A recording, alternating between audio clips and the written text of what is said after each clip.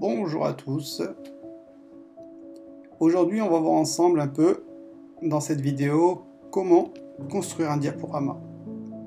Donc, voir un peu les étapes de sa construction.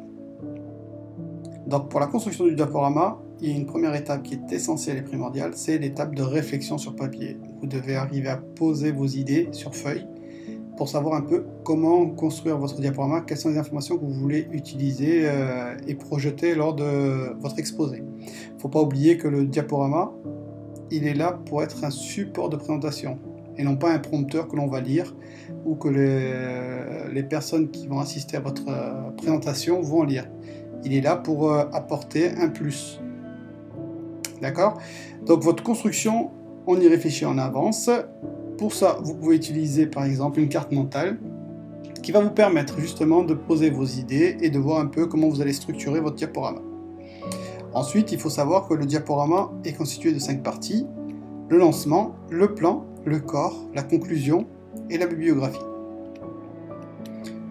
Chaque diapositive doit comporter un titre, une image, une illustration, des mots ou des chiffres clés. D'accord? Il faut aussi savoir que une diapositive égale une idée, rien de plus.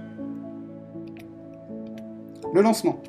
Votre diapo de présentation peut être réalisé de cette façon-là, avec un titre, l'auteur, la personne qui va faire la présentation ou l'exposé oral, l'année et la classe. Pour le plan, ici on va énoncer les différentes parties qui vont être traitées lors de l'exposé. On va y retrouver un titre, l'introduction, les titres des différentes parties, la conclusion ainsi que la bibliographie.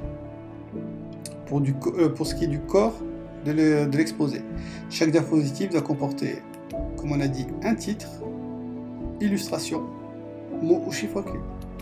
Rien de plus. Pour la conclusion, cette diapositive, elle permet de faire un rappel des points essentiels abordés lors de l'exposé et aussi d'ouvrir le sujet ou le débat selon le contexte de votre choix.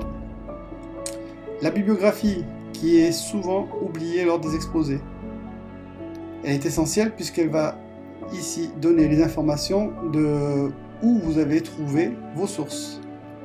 Donc les sites internet, les articles de périodiques ou les livres. Les règles pour citer ces sources. Pour un livre, prénom, nom de l'auteur, titre de l'ouvrage, éditeur, date de parution.